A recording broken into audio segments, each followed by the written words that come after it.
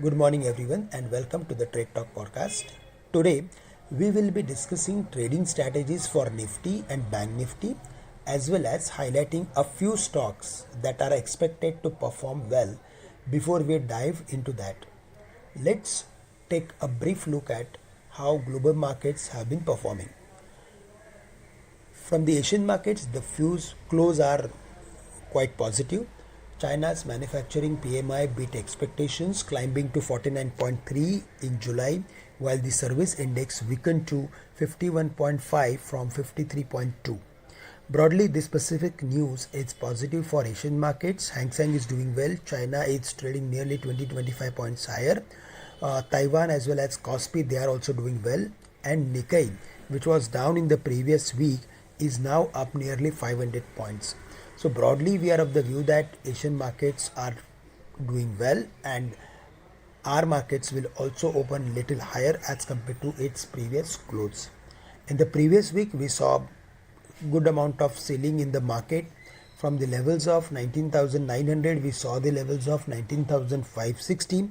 However, the weekly previous week's lowest level 19,560 acted as major support, and from there all the way the market recovered back in the last half an hour of trading. The overall setup of the market is suggesting us that we are going to see range bound activity in the near term. 19,800 is going to act as resistance for the market. 19,580, 560 going to act as major support. So till the markets are not breaking 19,560, we are going to see range bound activity, and today if we see the market is moving towards 19,800, we should look for reducing long positions. But yes, in case if it crosses 19,800, then we can expect short covering in the market.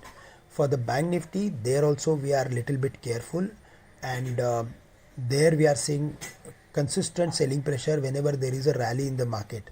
But PSU banks are definitely doing well. They are participating whenever there is a upward activity in the market. So 45,750, 45,800 going to act as resistance. There we need to be careful. We can expect short covering only above 46,000. In case if it falls to 45,000 levels, we should be buyer. And finally, for the Nifty IT index, it dipped below the levels of 29,600, which is negative.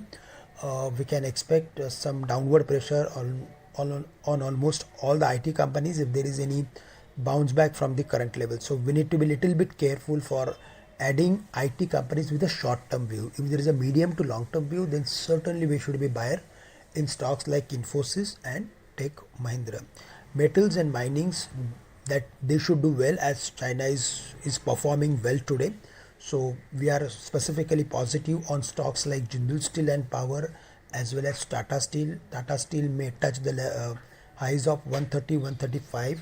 Steel Authority close above the crucial level of 90 after very long time, and Jindal Steel and Power, which is heading towards the levels of 700 or maybe 740.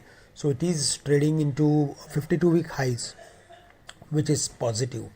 From the pharma space, which did extremely well in the previous week, there we are bullish on Cipla, and we are expecting stock to move towards 1230. In the best case scenario, maybe 1300 or 1300 plus.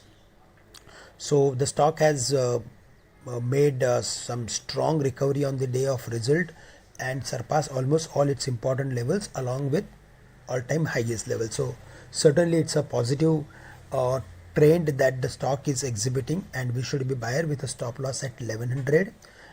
We also like Punjab National Bank, Canara Bank from the PSU Bank space, and in that we like specifically Punjab National Bank. With a stop loss of 60, we should be buyer in the stock for the target of close to 70, 72. That's all from my side. With this, I'm ending today's morning call. Thank you very much for listening me. Have a great day to all of you.